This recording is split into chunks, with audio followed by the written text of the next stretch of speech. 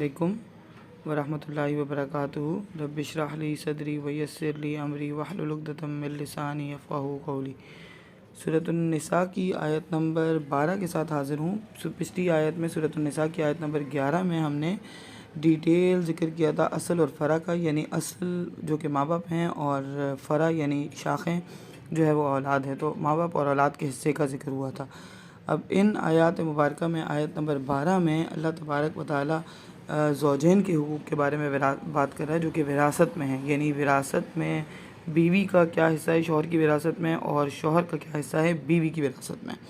तो बेसिकली ये आयत जो है ये मिरास के हुकूक़ के बारे में बेंचमार्क कंसिडर की जाती हैं। और इन आयत को अगर तर्जुमे के साथ ही अच्छे से पढ़ लिया जाए तो मुझे लगता है ऐसा कि इसकी तफसीर की भी ज़रूरत नहीं है, क्योंकि अल्लाह तबारक व तआला ने बड़े ही साफ़ सुथरे अल्फाज में एक एक जो है वो रिश्ते का हिस्सा जायदाद के अंदर या विरासत के अंदर खुल कर बता दिया है।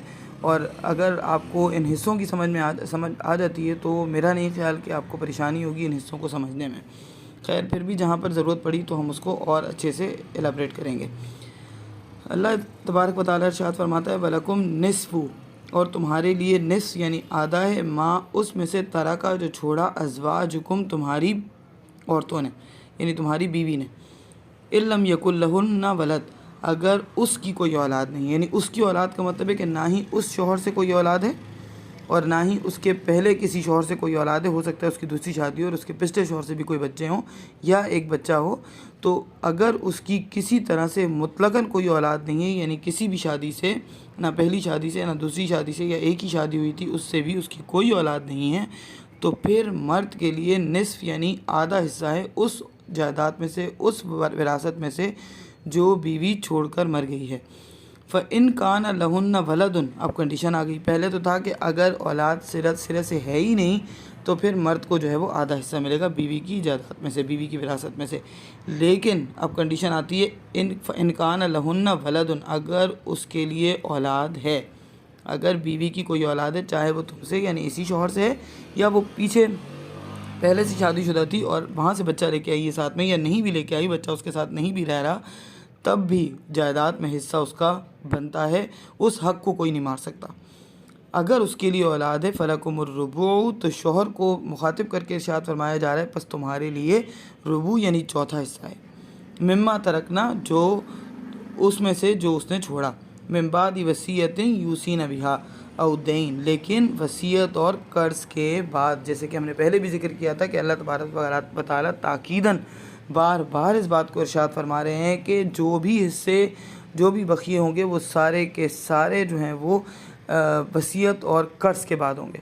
अगर कर्ज़ इतना किसी के ऊपर था कि उसमें से पूरा का पूरी विरासत जो है वो कर्ज़ में चली गई और कुछ भी माल ना बचा, ना ही वसीयत के लिए बचा और ना ही विरासत के हिस्सेदारों को देने के लिए बचा, तब भी इसमें कोई हर्ज नहीं। कर्ज़ पहले देना ज़रूरी है, क्योंकि कर्ज़ माफ़ नहीं है चाहे इंसान शहीद क्यों ना हो जाए।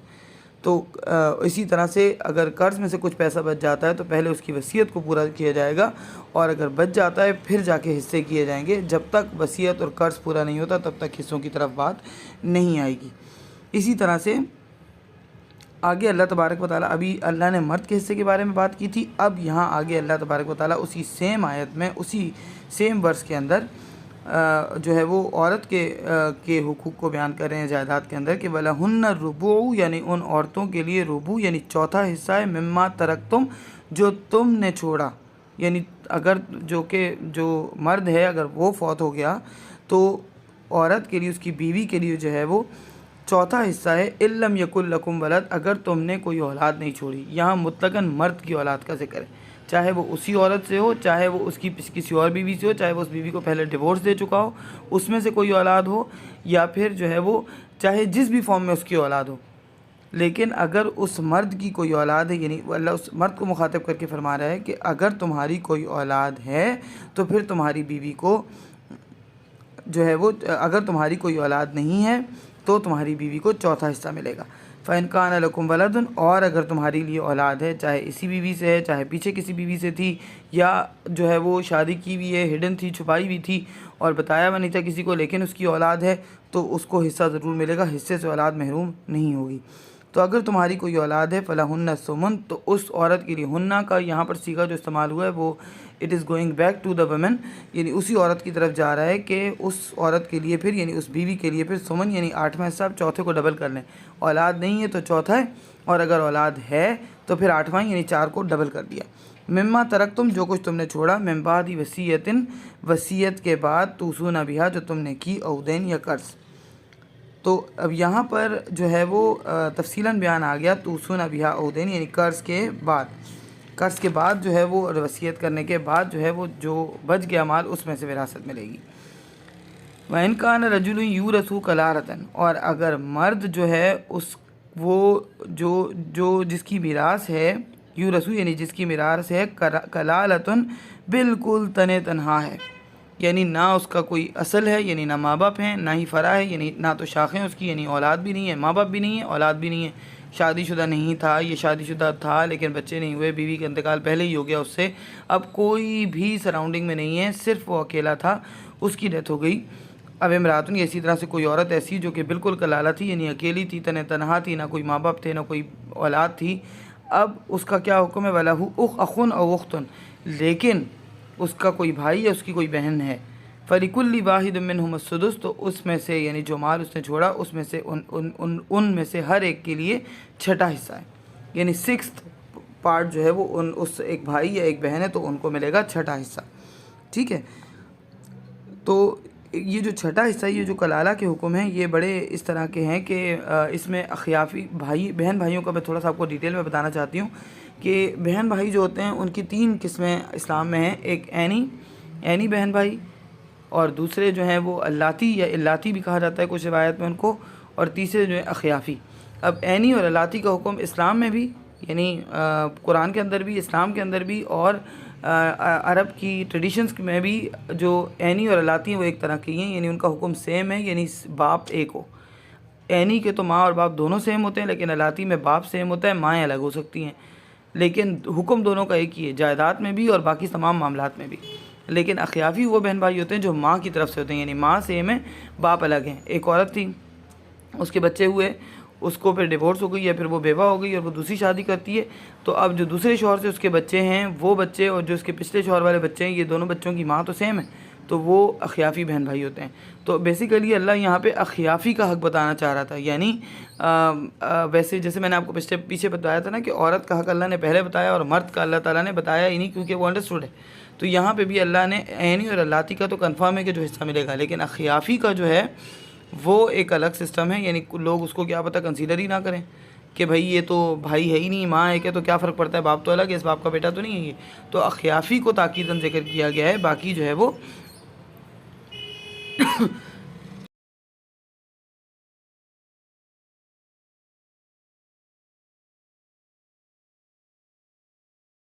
भी इस हुक्म के अंदर दाखिल है।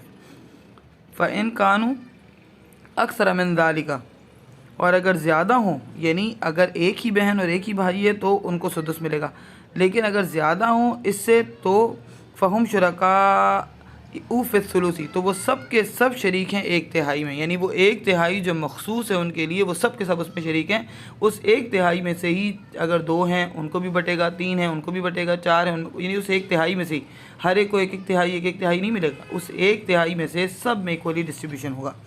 में बाद वसीयती यूसा बिहा औदैन, यहाँ पे भी हुक्म सेम रिपीट हो रहा है कि लेकिन वसीयत देने और कर्ज अदा करने के बाद, गैरा मुज़व्वर, अल्लाह ताला एक और ताकीदन इरशाद फरमा रहे हैं कि जब औरों का नुकसान ना किया हो, यानी किसी को नुकसान पहुँचाए बग़ैर, ये सारे हिस्से जो तुम कर रहे हो इसमें किसी को नुकसान नहीं पहुँचाना, इसमें किसी को तकलीफ़ नहीं पहुँचा दी, बग़ैर किसी को नुकसान पहुँचाए हुए इस तरह से उसके माल को तकसीम करो। फिर इसमें एक हज़रत अबू हुरैरा रज़ी अल्लाह तआला अन्हु की रिवायत है कि रसूलुल्लाह सल्लल्लाहु अलैहि वसल्लम ने फरमाया, बाज़ मर्द और औरतें 60 बरस अल्लाह की अताअत के काम करते हैं और फिर मौत का वक्त आता है तो वसीयत में वारसों को ज़रर पहुँचाते हैं, यानी तकलीफ़ पहुँचाते हैं। यानी वसीयत इतनी नहीं करनी चाहिए कि आपकी औलाद या आपकी असल या फ़रा या आपके बहन भाई या जो भी आपके सराउंडिंग में हैं, जो रिश्ते आपके साथ अल-अक़रबून में से हैं, वो तकलीफ़ उठा रहे हैं और आपने सारा का सारा माल उठा के किसी को वसीयत कर दिए, तो ये बड़ा गुनाह है। तो यही हज़रत अबू हुरैरा की हदीस में आपको सुना रही थी कि इसी वजह से दोज़ख उनके लिए वाजिब हो जाती है। और फिर हज़रत अबू हुरैरा ने ये आयत पढ़ी, यही वाली आयत, मिन बादी वसीयतिन यूसा बिहा औ दैन गैर मुज़ारिन ज़ालिकल फौज़ुल अज़ीम। यानी अल्लाह तबारक व तआला से नकल फरमाई उन्होंने कि अल्लाह ने बार बार ज़िक्र किया है कि वसीयत वगैरह सब कुछ अपनी जगह पर है, लेकिन इतनी वसीयत नहीं करनी है कि जिससे जो है वो तुम्हारे अजीज़ व अक़ारब को नुकसान पहुँचे। हज़रत अनस रज़ी अल्लाह तआला अन्हु की रिवायत है कि रसूलुल्लाह सल्लल्लाहु अलैहि वसल्लम ने फरमाया, जो वारसों की मीरास काटेगा अल्लाह तबारक व तआला क़यामत के दिन उसके जन्नत का हिस्सा काट देगा। ये शुअबुल ईमान में ये हदीस नकल हुई है और हज़रत अबू हुरैरा रज़ी अल्लाह तआला अन्हु ने बयान फरमाई है। इसी ज़मीन में हज़रत अली रज़ी अल्लाह तआला अन्हु ने फरमाया कि अगर मैं 5वें हिस्से की वसीयत करूँ तो चौथाई माल की वसीयत करने से मेरे नज़दीक सबसे ज़्यादा अच्छा है, और तिहाई माल की वसीयत करूँ तो चौथाई माल की वसीयत करने से मेरे नज़दीक ज़्यादा बेहतर है। तो बहरहाल वल्लाहु आलम, तो बहुत सारी इस तरह की जो है वो चीज़ें इसके अंदर हैं, तवील अहकामात हैं। आगे अल्लाह तबारक व तआला इरशाद फरमाता है, वसीयतम मिनल्लाह, ये हुक्म है अल्लाह का, अल्लाह ही की तरफ से हुक्म है, इसमें कोई कुछ नहीं कर सकता, अपने तौर पर कोई कुछ नहीं कर सकता, ये अल्लाह का हुक्म है। जैसे पीछे भी अल्लाह तबारक व तआला ने फरमाया हसीबन के अल्लाह हिसाब लेने वाला है। फिर आगे अल्लाह ने फरमाया कि तिल का हुदूदुल्लाह, ये अल्लाह ताला की हुदूद है। और नसीबम मफरूज़ा का वर्ड अल्लाह ने इस्तेमाल किया, ये अल्लाह की तरफ से तयशुदा मुकर्रर शुदा हिस्सा है। यहाँ पर भी अल्लाह तबारक व तआला उसी तरह ताकीद करके ज़ोर दे के इरशाद फरमा रहा है, वसीयतम मिनल्लाह, ये अल्लाह की तरफ से वसीयत है, पल्लू से इसको बांध लो और इसमें हद से तजावुज़ ना करो। वल्लाहु अलीमुन हलीम। अब वहाँ पर कहा था कि वल्लाहु अलीमुन हकीम, इन्नल्लाह अलीमुन हकीमा, अलीम भी और हकीम भी है। यहाँ पर अल्लाह को कहा है अलीमुन हलीम।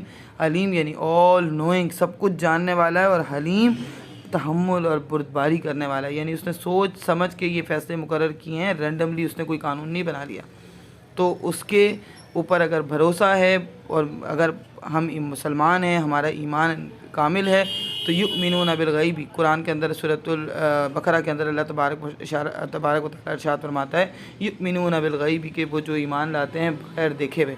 तो हमारा जो अनसीन बिलीव है, यही तो हमें ईमान के दर्जे को कामिल करता है हमारे। तो अगर हमें अल्लाह की बुर्दबारी पर और उसके तहम्मुल पर यकीन है, उसकी इल्म पर यकीन है, तो फिर हम इसके अंदर डंडी नहीं मारेंगे और ना ही किसी को नुकसान पहुँचाएँगे। जज़ाकुमुल्लाहु खैर।